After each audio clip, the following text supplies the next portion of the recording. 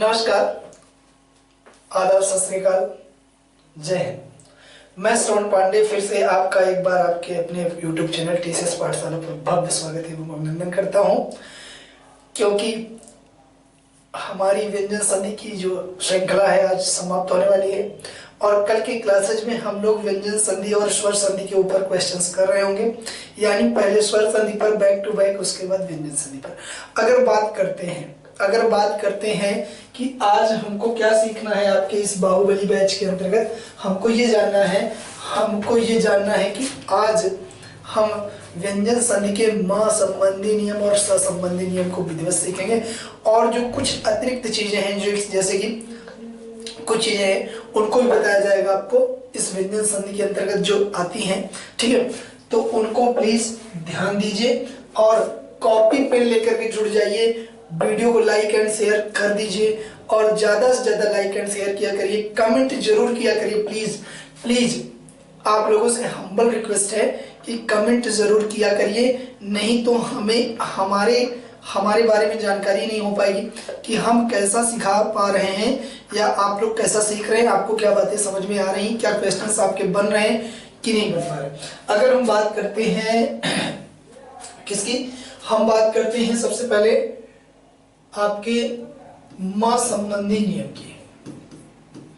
तो हमने कल ही बताया था कि मां संबंधी नियम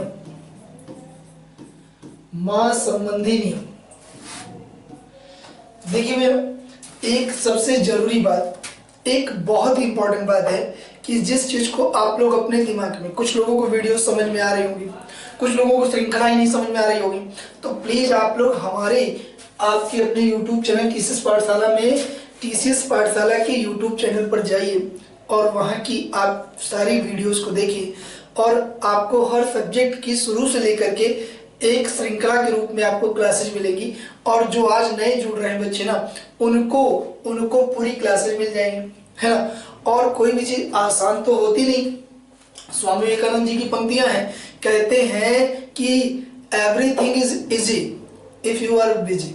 जब आप अपने उद्देश्य में लगे रह जाओगे ना, व्यस्त रहोगे अपने उद्देश्य में, 24 घंटे उसी के बारे में सोचोगे, तो एवरीथिंग इज इजी, है ना, इफ यू आर बिजी।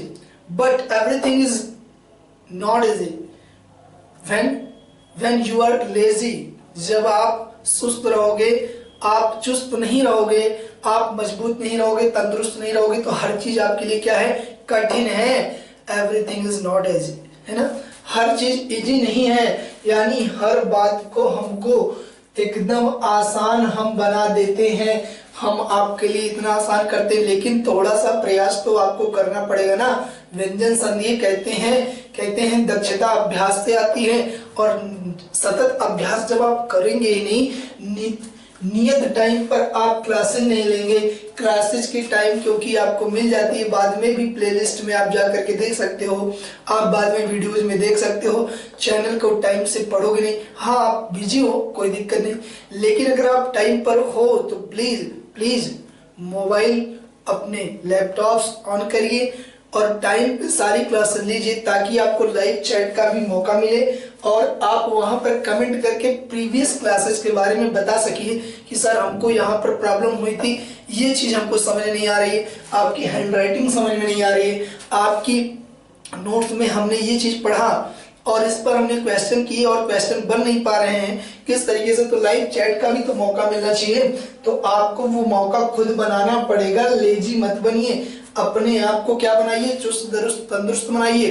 बस समझ रहे कि नहीं, हाँ, और स्वस्थ रहिए, सुरक्षित रहिए, मेहनत करके पढ़िए, कॉपी पेन लेकर के मेरे साथ जुड़ जाइए। का संबंधी नियम यानी मां संबंधी नियम के का नियम में पहला नियम हमारा क्या कहता है, पहला नियम हमारा ये कहता है, फिर से देख लीजिए एक बार, अगर आपके पहले वर्ण के रूप में, यानी पहले शब्द के आखिरी वर्ण के रूप में अगर मां है, पहले शब्द के आखिरी वर्ण के रूप में अगर मां है और अगर मां के बाद किसी वर्गीय व्यंजन का कोई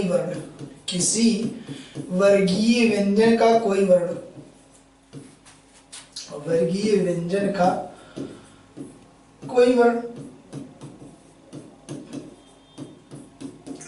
किस रूप में आ जाए, किस रूप में आ जाए, किसी वर्गीय व्यंजन का कोई भी वर्ण अगर आपके दूसरे शब्द के पहले वर्ण के रूप में, दूसरे शब्द के पहले वर्ण के रूप में आ जाता है तो आपके इसी माँ का परिवर्तन क्या हो जाएगा, इस माँ का परिवर्तन उसी वर्गीय व्यंजन के, जिस वर्ग का ये व्यंजन वर्ण आया है ना, इसी वर्गीय व्यंजन का पांचवा वर्ण के रूप में परिवर्तित हो जाता है।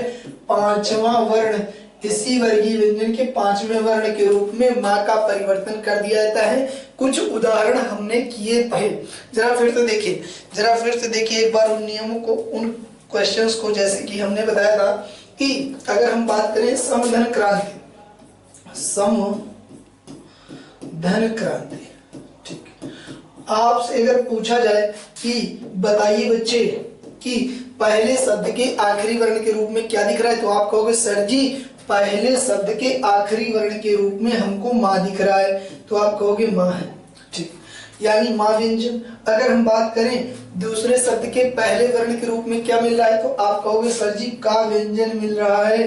तो आप कह रहे थे ना, आपने सर जी, आप कहोगे सर जी आपने बता रखा है, आपने सिखा रखा है, अभी अभी तुरंत फिर भी लिखा है, दोबारा नियम भी लिखा है कि आज की क्लास में लिखा है, आपने बोर्ड पे ही लिख रहा है कि आप कहोगे सर जी माँ के बाद अगर पहले शब्द के आखिरी वर्ण के रूप में अगर माँ मिल जाए, माँ व्यंजन, और दूसरे शब्द के रूप में, दूसरे शब्द के पहले वर्ण के रूप में किसी भी वर्गीय व्यंजन का कोई भी वर्ण मिल जाता है तो माँ का परिवर्तन उसी वर्ग के, यानी इस का वर्ग के, अब इस का वर्ग के आखिरी वर्ण यानी पांचवें वर्ण के रूप में परिवर्तन हो जाएगा, तो अंगा के रूप में हो जाएगा।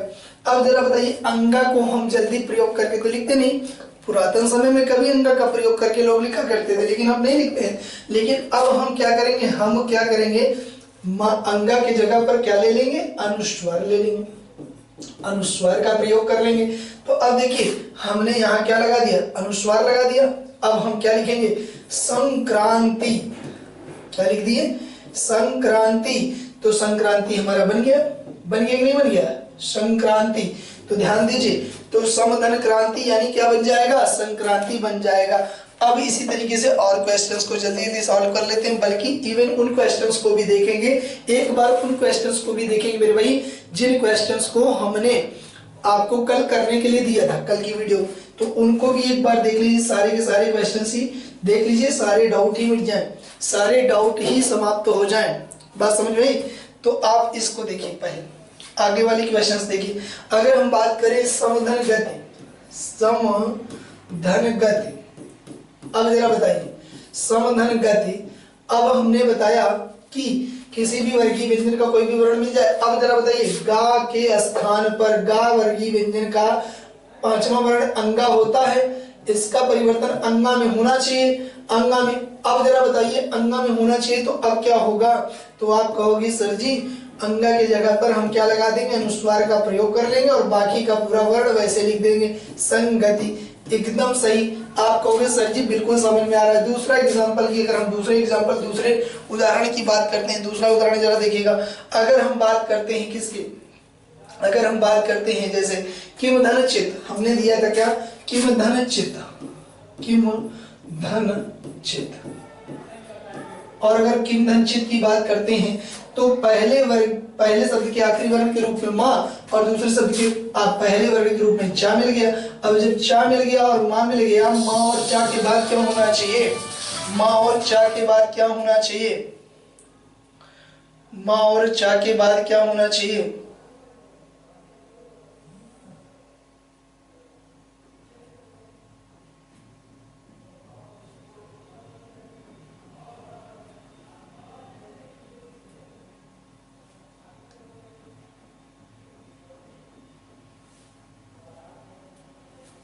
माँ चा के बाद क्या होना चाहिए भैया, माँ चा के बाद क्या होना चाहिए। अगर माँ और चा, माँ के बाद चा मिल जाता है तो चा वर्गीय व्यंजन का आखिरी वर्ण चा छा जा छा इया, इया में परिवर्तन। अब जरा बताइए इया लगा करके कोई भी शब्द लिखा जाता है क्या, कहते हैं इया माने तो कुछ नहीं। अब जब इया माने कुछ नहीं तो इसकी जगह पर क्या हम पकड़ लेंगे, अनुस्वार का प्रयोग कर लेते हैं। अनुस्वार का प्रयोग कर लेंगे तो लिख लीजिए किंचित, किंचित, किंचित हो गया, बन गया हमारा संधि, हो गई संधि।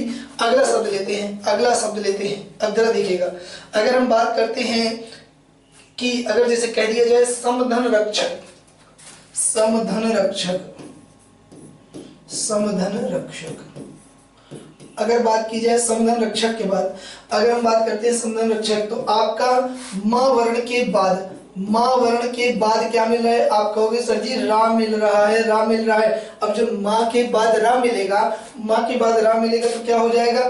तो आपका ये किस वर्गीय व्यंजन का है? किस वर्गीय व्यंजन का है? तो आप कहोगे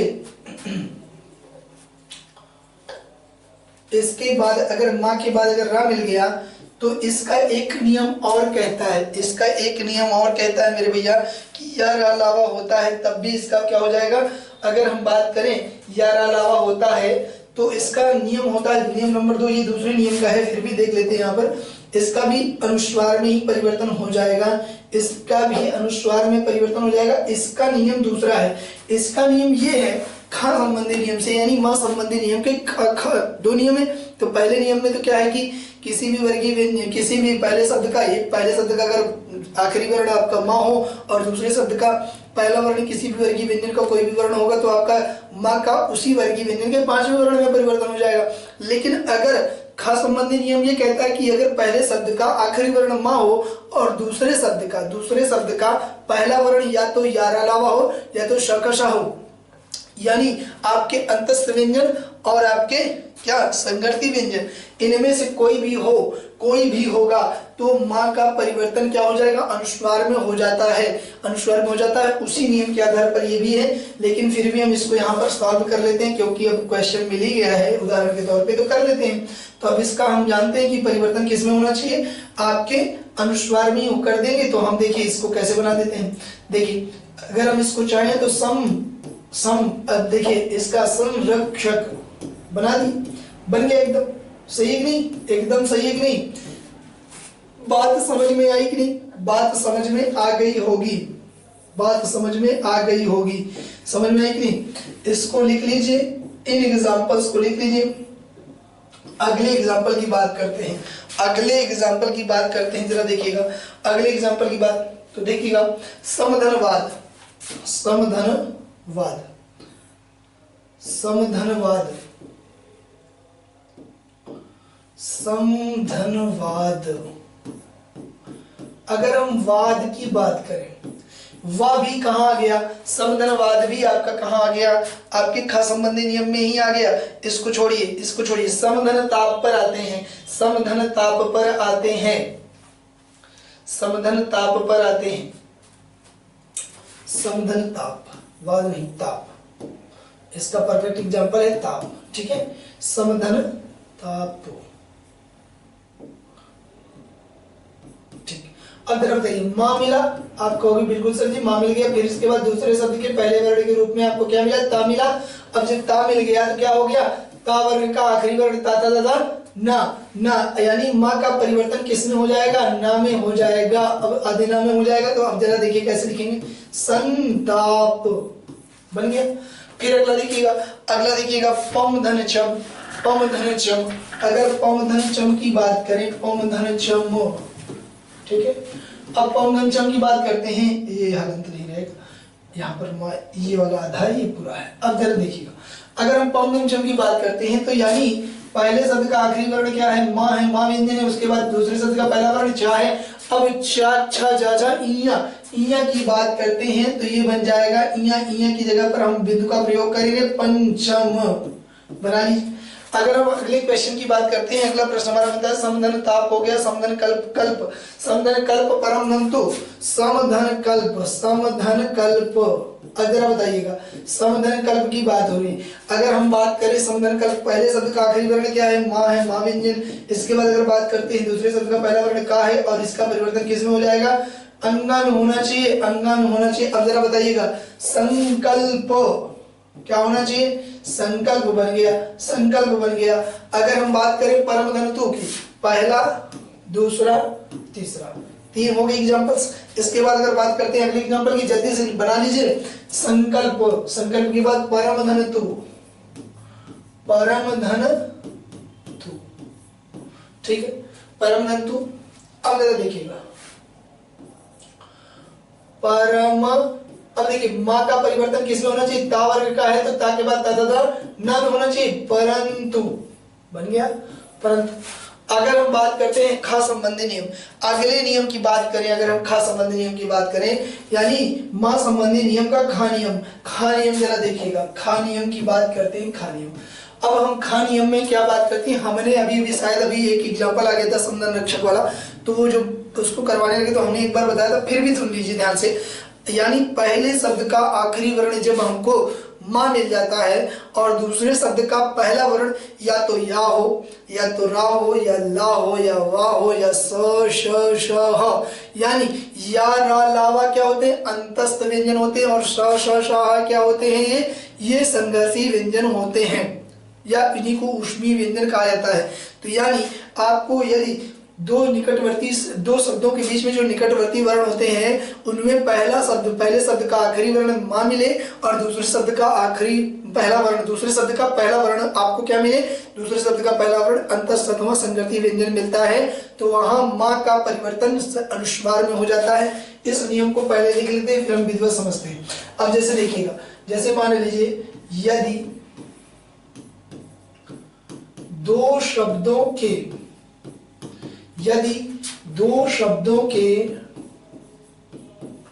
निकटवर्ती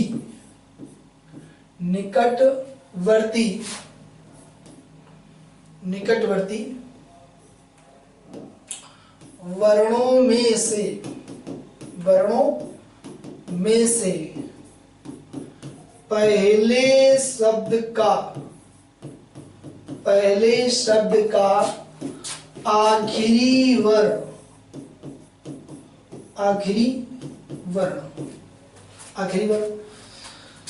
माँ हो, क्या हो, माँ हो, और दूसरे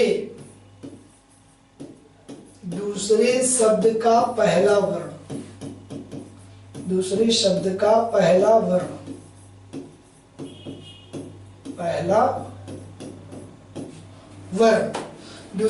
पहला वर्ण क्या हो, अंतस्थ अथवा संघर्षी व्यंजन हो। क्या हो, संघर्षी व्यंजन, क्या हो, अंतस्थ हो अथवा संघर्षी व्यंजन हो, अंतस्थ अथवा संघर्षी व्यंजन हो। तो पहले वाला वर्ण यानी पहला वाला वर्ण कौन सा है, माँ है, तो माँ का परिवर्तन, भाई व्यंजन संधि है, व्यंजन में ही परिवर्तन होगा, माँ व्यंजन में, तो माँ व्यंजन परिवर्तन किसमें होता है, अनुस्वार में हो जाता है, अनुस्वार में हो जाता है।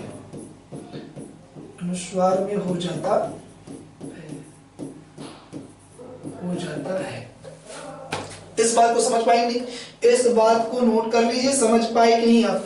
अगर बात कर रहा है यदि दो शब्दों के निकटवर्ती वर्णों में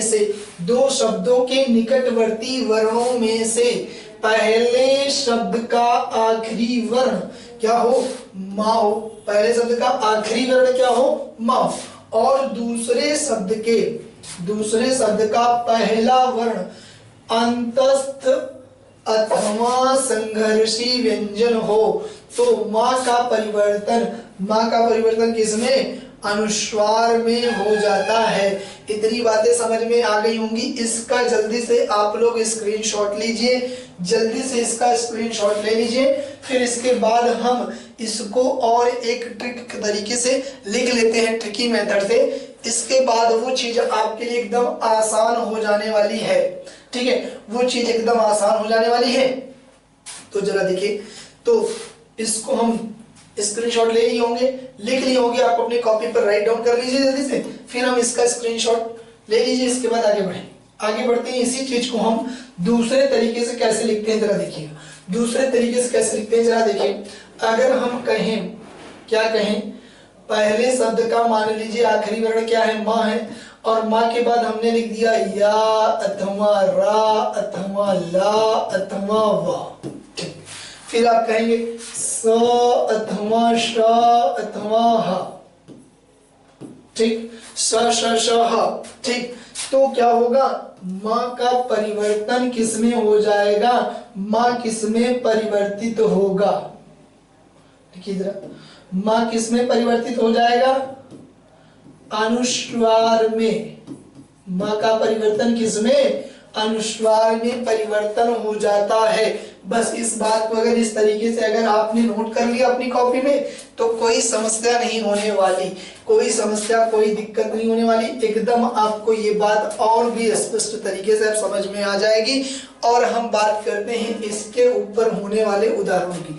इसके ऊपर आने वाला पहला उदाहरण क्या है, अगर हम बात करें समधन विधान, अगर हम बात करते हैं पहले एग्जाम्पल की तो लिख लीजिए मेरे भैया, समधन विधान।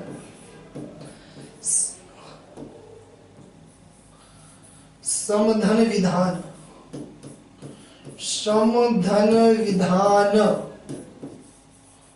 अब जरा बताइए, तो आपसे अगर पूछा जाए तो पहले शब्द का आखिरी व्यंजन, पहले शब्द का सबसे आखिरी व्यंजन क्या है, तो आप कहोगे सर जी माँ है। इसके बाद अगर पहले शब्द के आखिरी व्यंजन माँ के बाद अगर पूछा जाए दूसरे शब्द का पहला व्यंजन क्या है, तो आप कहोगे सर जी वाह मिल गया। क्या मिल गया, वाह मिल गया। वाह मिला कि नहीं मिला, इनमें से एक है वाह, तो आप कहोगे सर जी बिल्कुल है। तो जब वाह है तो माँ का परिवर्तन किसमें होना चाहिए, आप कहोगे सर जी अनुस्वार में होना चाहिए, अनुस्वार में होना चाहिए।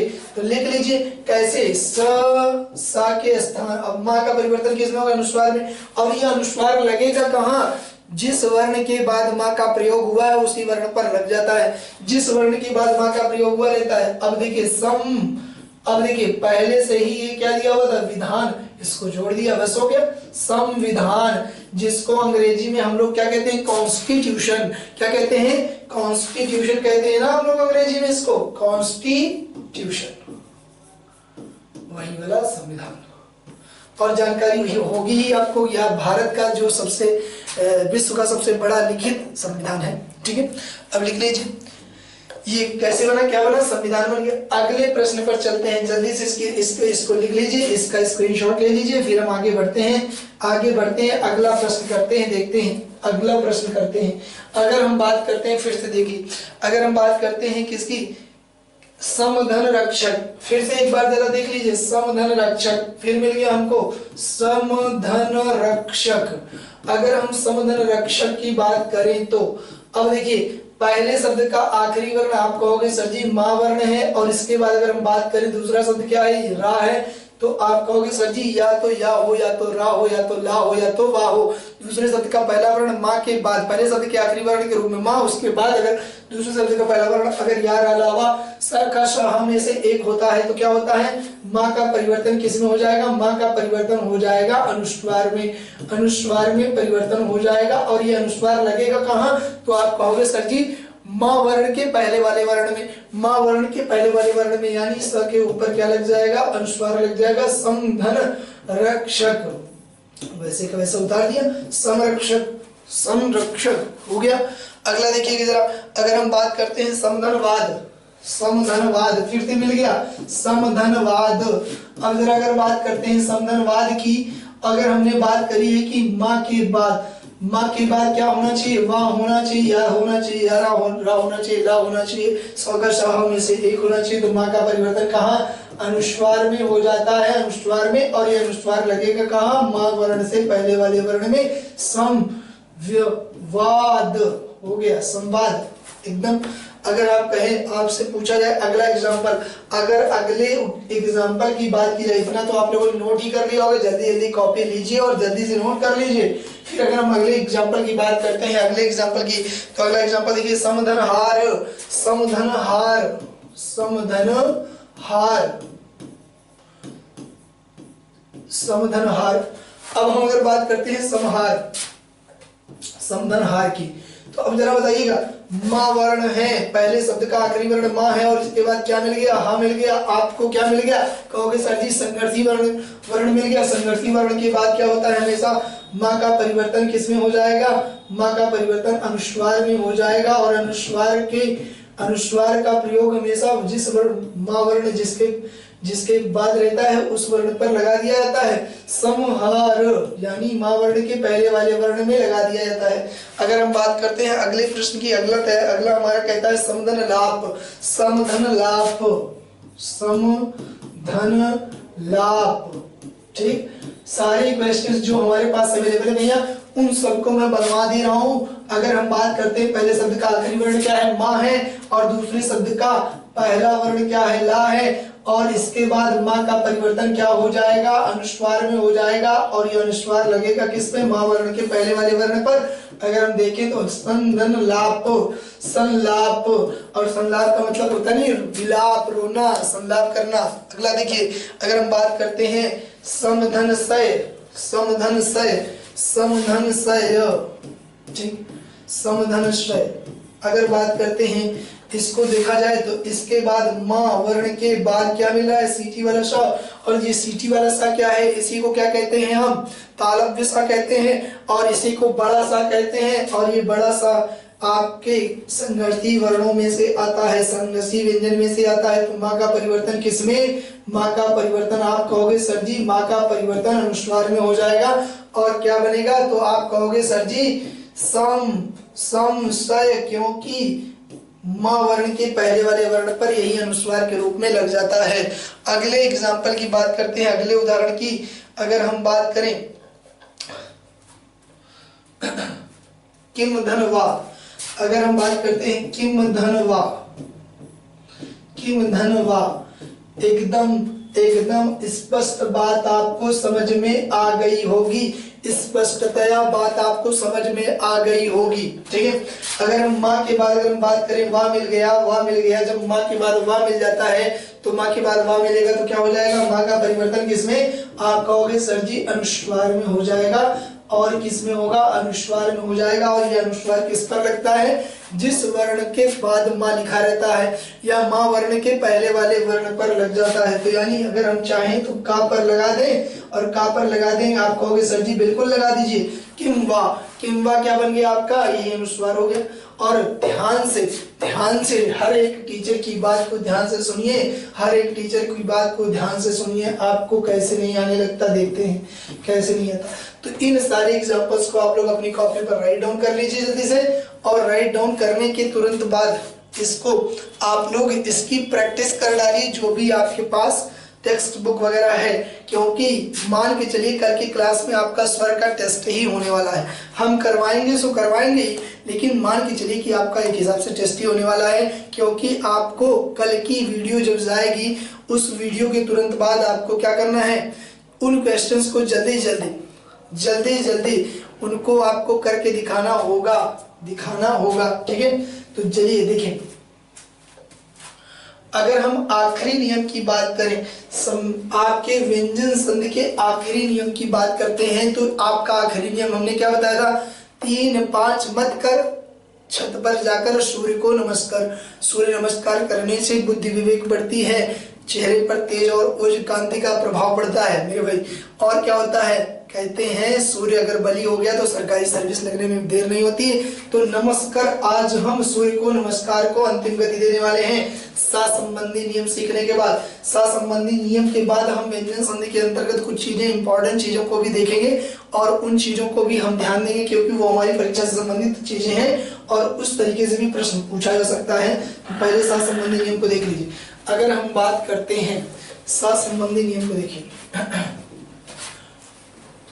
संबंधी नियम, संबंधी नियम।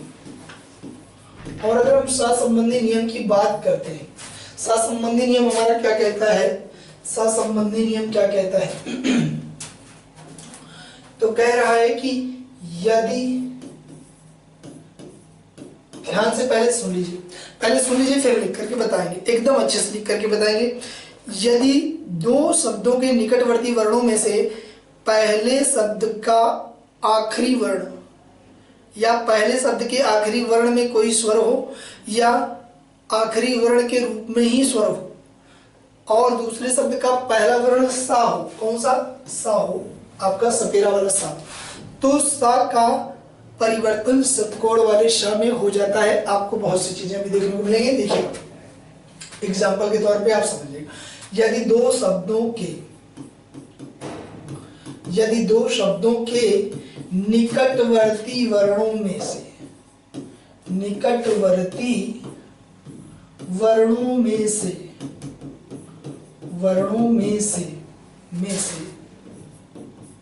पहले शब्द के आखिरी वर्ण में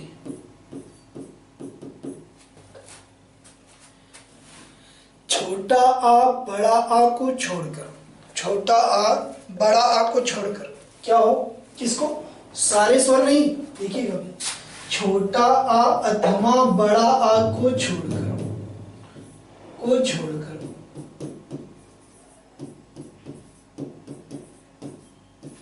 कोई भी स्वर हो,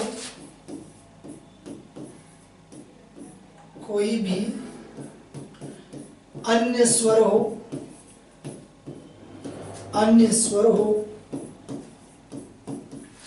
तो, कोई भी अन्य स्वर होता है तो ना, तो यदि दो शब्दों के निकटवर्ती वर्णों में से पहले शब्द के आखिरी वर्ण में छोटा अथवा बड़ा को छोड़कर कोई भी स्वर हो तो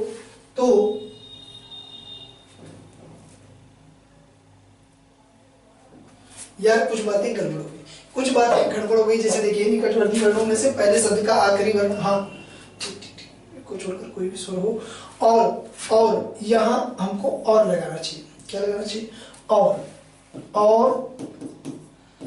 दूसरे शब्द के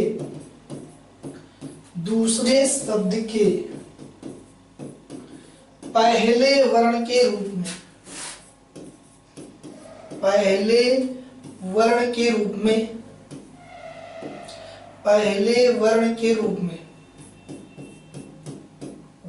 रूप में सेंटेंस गड़बड़ बनने लगता है मेरे भाई, सेंटेंस को अपने दिमाग से सोच करके बनाना पड़ता है, इस वजह से कभी कभी गड़बड़ होने लगता है। तो पहले वर्ण के रूप में क्या हो, आपका सपेरा वाला सा हो, यही तो नियम है, इसी से संबंधित तो नियम है हमारा। तो सा हो, क्या हो, सा हो, और नहीं तो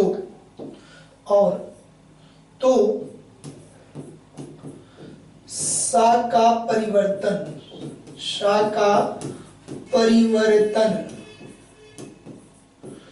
परिवर्तन किसमें हो जाता है मेरे भाई, सा का परिवर्तन किसमें हो जाता है, परिवर्तन सतकोण वाले शा में हो जाता है,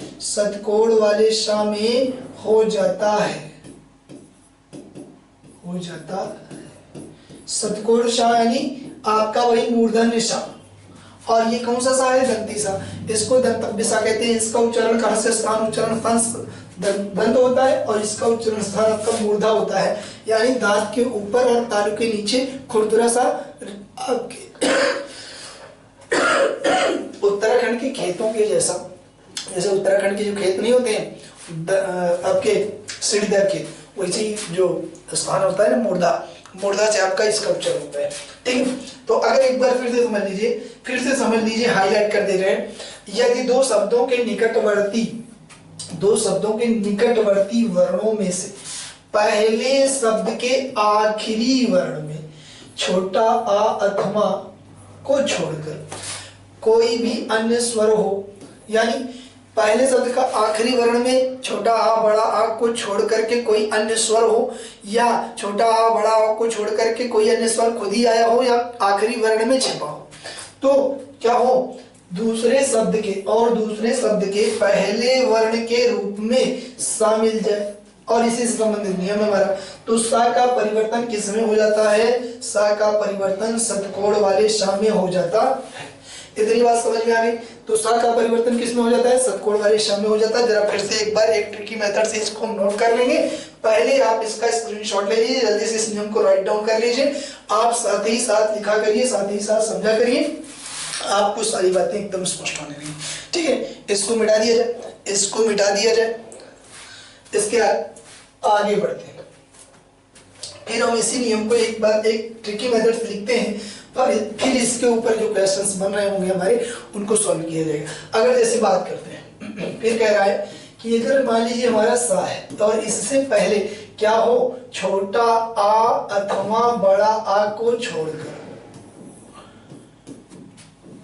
इसके अतिरिक्त कोई अन्य स्वर हो तो सा का परिवर्तन किसमें हो जाएगा, षटकोण वाले सा में हो जाएगा। चाहे तो आप इसको नोट कर लीजिए, नहीं तो बात आपको स्पष्ट हो ही गई होगी। जल्दी हम एग्जांपल देखते हैं। जैसे मान लीजिए हमने कहा कि जैसे सुधन समा, ये बात समझ में आ गई, इसको नोट कर लीजिए। कोई भी अन्य स्वर इसके अतिरिक्त आ जाता है इसके स्थान पर, इसके पहले, तो सा का परिवर्तन षटकोण वाले सा में हो जाता है। इसको हम एरो के माध्यम से भी लिख दे रहे हैं ताकि आपको एकदम स्पष्ट हो जाए किधर से किधर परिवर्तन हो रहा है। ठीक है, अब जल्दी से इसको स्क्रीनशॉट ले लीजिए, जल्दी से आगे बढ़ जाइए, फिर हम आगे बढ़ते हैं ना। जल्दी से इसके आगे चलते हैं, जल्दी से स्क्रीनशॉट लीजिए, फिर हम देखते हैं। अब देखिए एग्जांपल, जैसे हमने कहा सुधन समा, जरा देख लेते हैं। सुधन समा, अगर हम बात करते हैं सुधन समा की, तो सुधन समा में आप पाएंगे कि पहले शब्द के आखिरी वर्ण में क्या है, छोटा ऊ स्वर है। छोटा ऊ स्वर है ना। अब जरा बताइए, छोटा ऊ स्वर है क्योंकि छोटा ऊ है। अच्छा, धन क्या मिल गया आपको, दूसरे शब्द के पहले वर्ण के रूप में आप कहोगे सर जी सा मिल गया, और पहले शब्द के आखिरी वर्ण, यानी पहले शब्द में तो आखिरी वर्ण पहला वर्ण वही है, और उसी वर्ण में आपको क्या मिल जा रहा है, उसी वर्ण में आपको अगर छोटा ऊ मिल जा रहा है, छोटा ऊ मिल जाता है, तो हम क्या करते हैं, छोटा ऊ मिल जाता है तो हम इसको क्या करते हैं, तो हमने कहा कि छोटा आ नहीं होना चाहिए और बड़ा आ नहीं होना चाहिए, इनको छोड़ करके ही बात करनी है। तो छोटा आ बड़ा नहीं है, तो अब इनको छोड़ करके, अब ये मिल गया, तो अब हम क्या करेंगे, इसमें आपके इस सा का परिवर्तन क्या हो जाएगा, षटकोण वाले सा में हो जाता है। तो अब जरा देखिएगा, सुधन समा एकदम परिवर्तित हो गया, आसानी से परिवर्तित होगा कि नहीं हो गया। अगर हम बात करते हैं सुधन सुप्त, देखिएगा सुधन सुप्त, अब जरा बताइए सुधन सुप्त। अब इस एग्जाम्पल को जरा ध्यान से देखिएगा। अगर बात की जाए पहले शब्द के आखिरी स्वर के रूप में आपको क्या मिल गया, छोटा ऊ मिल गया, और दूसरे शब्द के पहले स्वर के रूप में आपको क्या मिल गया, दूसरे शब्द के पहले स्वर के रूप में आप कहोगे पहले वर्ण के रूप में आपको क्या मिल गया, सा मिल गया। और सा से पहले क्या आया भाई, छोटा आ अथवा बड़ा आ को छोड़ करके कोई अन्य स्वर आ चुका है, तो अब हम क्या करेंगे, इस सा का बीच वाले सा का परिवर्तन किसमें करेंगे, षटकोण वाले सा में कर देते हैं। सुषुप्त है ना, सुसुप्त ज्वालामुखी होता है, जागृत ज्वालामुखी। जब आप भूगोल पढ़िएगा, हमारे ज्योग्राफी वाले सर आपके अपने मेंटर धर्मेंद्र सर पढ़ाएंगे आपको, वहां सुसुप्त ज्वालामुखी के बारे में भी बात होगी। तो आपका क्या बन गया, सुसुप्त। और सुषमा, हमारे घर परिवार मोहल्ले में किसी न किसी का नाम तो होता ही है, सुषमा। ठीक, अगली बात करते हैं। अगर हम बात करते हैं किसकी, अभिधन सेक, जरा देखिएगा भाई, दिखाई दे रहा है कि नहीं, दिखाई दे रहा है कि नहीं एकदम अच्छे से, सब लोग देखिए, जरा देखिए, अब देखिए दिखाई दे रहा है अच्छे से, वहां तक किनारे तक। अब देखिए, अगर हम बात करते हैं किसकी बात करते हैं, देखिए अभिधन सेक। अब जब हम अभिधन सेक की बात करेंगे, तो अब पहले शब्द के आखिरी स्वर के रूप में क्या है, छोटा आ मिल गया। अगर हम बात करते हैं उसके बाद क्या मिल गया, यानी सा से पहले छोटा आ अथवा बड़ा आ को छोड़ करके कह रहे छोटा, छोटी ई मिल गया है ना, यहाँ पर छोटी ई मिला है ना। अब देखिए इसके, अब छोटा आ अथवा बड़ा आ को छोड़ करके कोई भी सा आ जाए, कोई भी स्वर आ जाएगा इसके पहले, तो हम सा का परिवर्तन किसमें कर देंगे, हम इसका परिवर्तन किसमें कर देते हैं, इसका परिवर्तन षटकोण वाले सा में कर देते हैं। तो षटकोण वाले सा में परिवर्तन हो जाएगा। तो अब हम देखिएगा कैसे लिखिएगा, अभिधन। अब इसी के स्थान पर क्या ले लेंगे, षटकोण वाला सा, और बाकी का सारा काम वही रहेगा, बाकी का सारा काम वही रहता है। जैसे इसमें भी देखिए, सा में हमने सा में परिवर्तन किया, लेकिन छोटा की मात्रा तो लगाई ना सुसुप्त में। ठीक, अब जरा देखिए अगला एग्जांपल लिया जाए। अगर हम बात करते हैं निधन सेध, निधन सेध। अब जरा देखिए इसमें पहले शब्द के आखिरी वर्ण यानी एक ही वर्ण है ही, उसमें स्वर क्या है, छोटी ई है। और इसके बाद क्या मिल गया आपको, वर्ण कौन सा मिल गया, सा मिल गया। और सा से पहले अगर अन्य स्वर कोई आ जाता है छोटा बड़ा को छोड़ करके तो सा का परिवर्तन तो अभी आपने बताया ही कि कह दोगे सर जी सतकोण वाले सा में हो जाएगा। तो आप देखिए नी और सतकोण वाले सा की जगह पर हम क्या लगा देंगे, सतकोण वाले सा की जगह पर हम लगा देंगे सरलता वाले सा की जगह पर सतकोण वाला सा लगा देंगे। बाकी का हम ऐसे लिख देते हैं, एक बार इसको अच्छे से लिख देते हैं, अच्छे से समझ में आ जाएगा ताकि थोड़ा सा अलग दिखाई दे, नहीं तो गड़बड़ हो जाएगा। देखिए क्या लिखा हमने, निधन सेध। और ये क्या बना था, इसमें क्या मिला था आपको, छोटी ही मिली थी। इसमें क्या मिला था, सा था। और सा से पहले छोटा अथवा बड़ा को छोड़ करके कोई भी अन्य स्वर आया तो क्या बन गया, सतकोण वाला सा बन गया। तो अब हम इसको ऐसे लिख सकते हैं ना, निषेध। सतकोण वाला सा हमने क्या लगा दिया, वहां पर लगा दिया, निषेध। ठीक है, इतनी बात समझ में आई कि नहीं, निषेध। अगली बात करते हैं, अगले एग्जाम्पल की। जल्दी से पहले इसको नोट कर लीजिए, फिर हम इसके बाद अगले एग्जाम्पल की बात करते हैं। शायद हमारा ये आखिरी नहीं, 2 एग्जाम्पल और हैं, इसके बाद जल्दी से इसके आगे बढ़ जाते हैं। जल्दी से इसको नोट कर लीजिए, आप लोग राइट डाउन कर लिया करिए, अपनी कॉपी पर स्क्रीनशॉट ले लिया करिए जब हम हटे रहते तो। ठीक है, अगर हम बात करते हैं निधन सिद्ध, ठीक है, निधन सिद्ध। अब जरा देखिए निधन सिद्ध की जगह पर पहले शब्द के आखिरी स्वर के रूप में आपको क्या मिला, छोटी ही मिल गई। आप कहोगे सर जी छोटी ही मिल गई।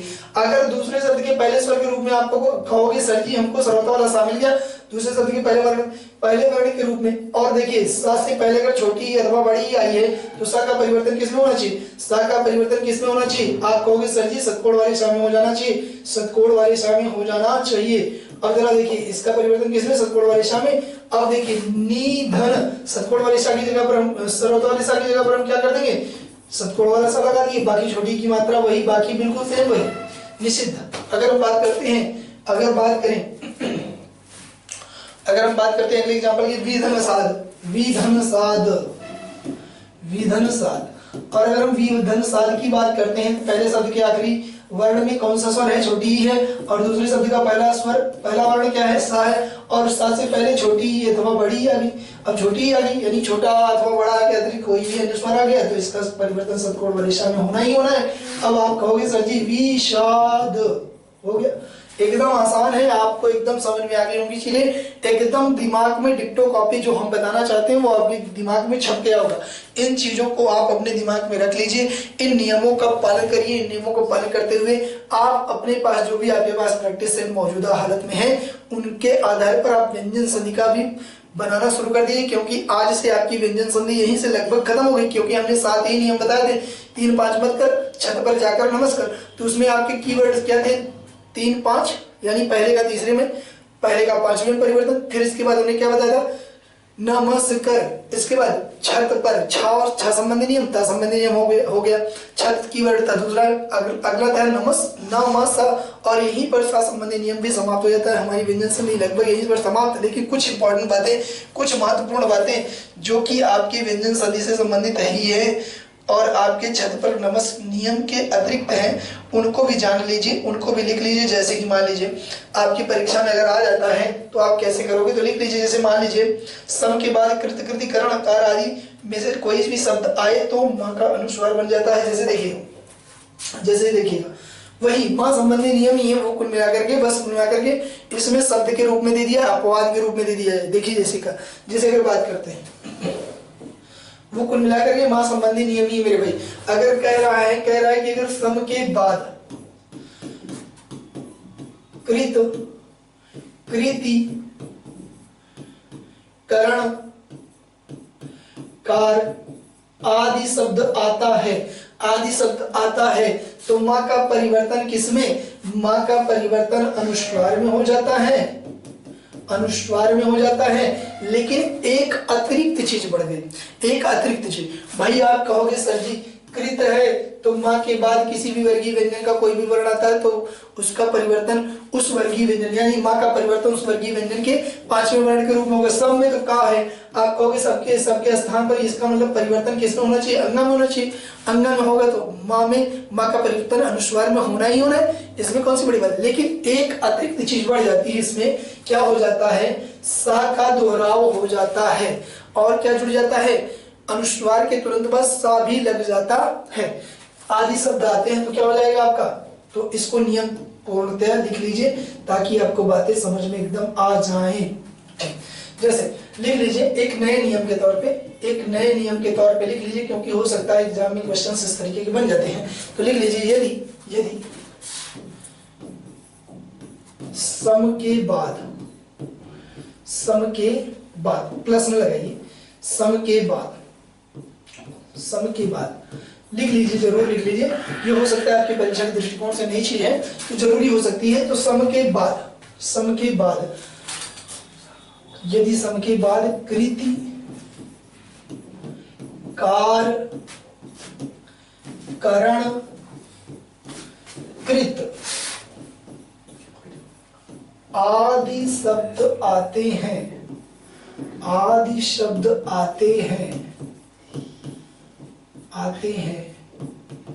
तो माँ का परिवर्तन किसमें हो जाएगा मेरे भाई, अनुस्वार में हो जाएगा। बिल्कुल सही, वही जो आप सोच रहे हो, बिल्कुल वही, अनुस्वार में हो जाता है, अनुस्वार में हो जाता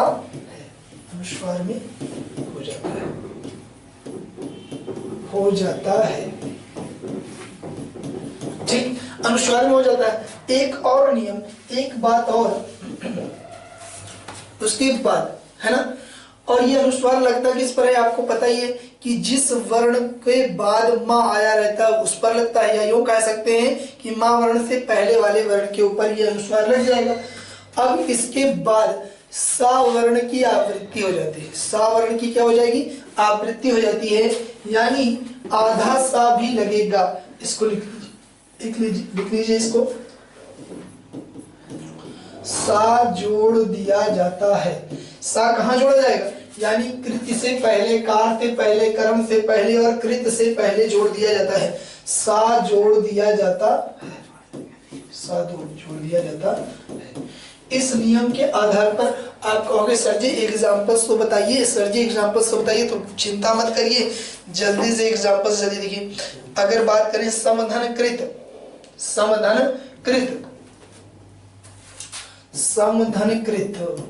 ठीक, समधन कृत, अब जरा बताइए अगर हम इसके बाद अगर समधन कृत बताते हैं तो क्या बनेगा,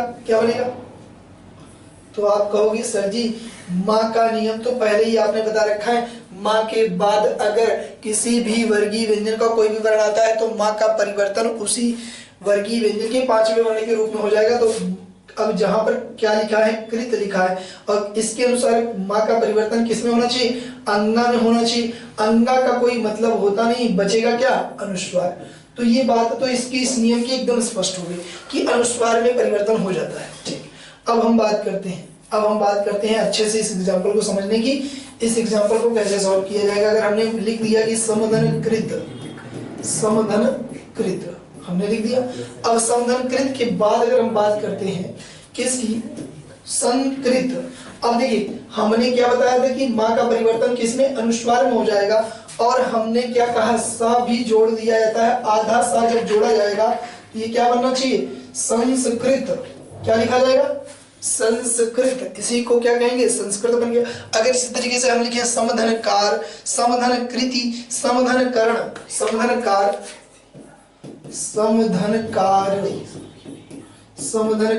अब जरा देखिए इसमें भी माँ का परिवर्तन किसमें होना चाहिए, माँ का परिवर्तन आप कहोगे सर जी बिंदु में हो जाएगा, यानी अनुस्वार में हो जाएगा, और ये अनुस्वार लगेगा किसमें, माँ वर्ण के पहले वाले वर्ण पर। तो सम, और उसके बाद सा की आवृत्ति हो गई, सा जोड़ दिया गया, संस्कार।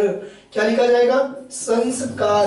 अगला देखिए संस्कार। इसके बाद अगर हम बात करते हैं संस्कृति, समधन कृति, आप कहोगे सर जी कुछ नहीं, एकदम आसान है, संस्कृति। इसके बाद अगर बात करते हैं समधन करण, तो आप कहोगे सर जी कुछ नहीं है, एकदम आसान है कि संस्करण। क्या होना चाहिए, संस्करण। इसको नोट कर लीजिए, इसको नोट कर लीजिए, आपके लिए बहुत ही इंपॉर्टेंट बात है।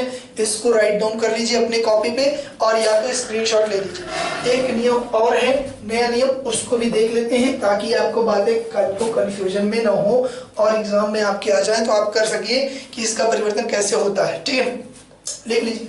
हो सकता है कहीं कहीं पर यही नियम आपको विसर्ग संधि के रूप में भी मिल जाते हैं, विसर्ग संधि के रूप में भी कहीं कहीं पर यही नियम आपको मिल जाते हैं, तो इसमें घबराने या परेशान होने जैसी कोई बातें नहीं है, विसर्ग संधि के रूप में भी मिल जाते हैं। ठीक है, तो लिख लीजिए। इसके बाद अगर हम बात करते हैं, एक नया नियम है, इस नियम को लिख लीजिए, इसका स्क्रीनशॉट ले लिए होंगे आप लोग। जल्दी से आगे बढ़ते हैं। अगर हम बात करते हैं नया नियम है, नियम को लिख लीजिए, इसको भी। अगर बात कर रहे हैं, अगर परिशब्द के बाद कहा जाता है, परिशब्द के बाद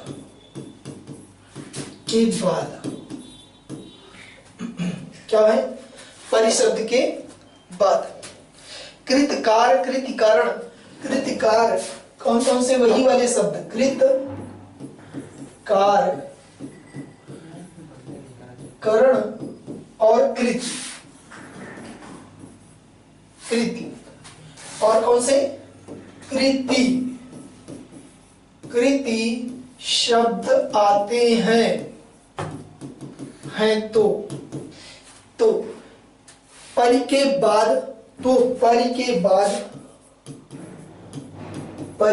बाद और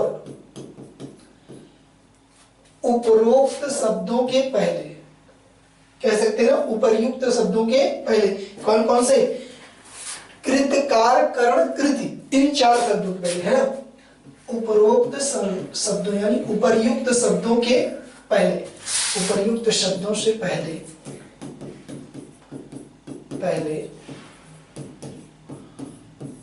शतकोण वाला सा क्या कर दिया जाता है, शतकोण, आधा शतकोण वाला सा क्या कर दिया जाता है, जोड़ दिया जाता है। आप कहोगे सर जी एग्जाम्पल के माध्यम से बताएंगे क्या, उदाहरण के माध्यम से समझाएंगे, तो बिल्कुल समझाएंगे मेरे भाई। दिया जाता है कैसे कैसे कैसे, जैसे देखा जाए, अगर हम बात करें परिधनकृत,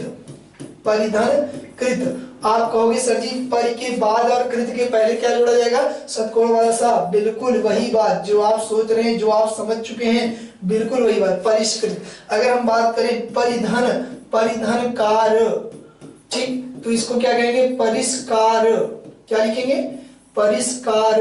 ठीक, अगर हम बात करते हैं परिधनकृति, तो क्या होना चाहिए, परिष्कृति। ठीक, अगर हम बात करें परिधनकरण, तो क्या होना चाहिए, परिष्करण। बस यहीं पे आज हमारी व्यंजन संधि एकदम समाप्त हो जाती है। आप इसका स्क्रीनशॉट ले लीजिए, आप इसको राइट डाउन कर लीजिए और यहीं पे आज हमारी व्यंजन संधि समाप्त हो जाती है। आज व्यंजन संधि समाप्त होने के तुरंत बाद हम कल हम इसको आपके स्वर संधि के 50 उदाहरणों को हल कर रहे होंगे। इन क्वेश्चंस को आप लोग खूब अधिक से अधिक प्रैक्टिस करिएगा और वे प्रश्न आपके प्रीवियस ईयर की परीक्षाओं यानी गत वर्षों की यूपी SSS चाहे वो अधीनस्थ उत्तर प्रदेश अधीनस्थ सेवा चयन आयोग की परीक्षा हो, चाहे वो उत्तर प्रदेश लोक सेवा आयोग की परीक्षा हो, किसी भी परीक्षा के यानी जिसमें हिंदी सेक्शन को अच्छे नंबर्स के साथ दिया जाता है, हिंदी सेक्शन को बहुत महत्व दिया जाता है, जिसमें उनमें से जो गत वर्षों की परीक्षाएं हों उन प्रश्नों को लिया गया होगा और जो निकट भविष्य की आने वाली महत्वपूर्ण परीक्षाओं के प्रश्न भी हो सकते हैं उनमें, उनको भी उसमें हम शामिल करेंगे और पूरी कोशिश करेंगे कि उसमें से भी आपके हो सकता है निकट भविष्य की परीक्षाओं में प्रश्न पूछे जाए। ठीक है, ऐसे ही प्रश्नों को हम उठाएंगे और आप लोगों को सॉल्व करके दिखाएंगे। और स्वर संधि की आज आप लोग इस वीडियो को पढ़ने के बाद पूरी महत्वपूर्ण तरीके से एकदम अच्छे से विधिवत तैयारी कर लीजिएगा और परीक्षा से संबंधित प्रश्न कैसे आते हैं कल आपको देखने को मिलेगा। बहुत बहुत धन्यवाद। शुभ रात्रि, गुड नाइट, शब खैर, जय हिंद।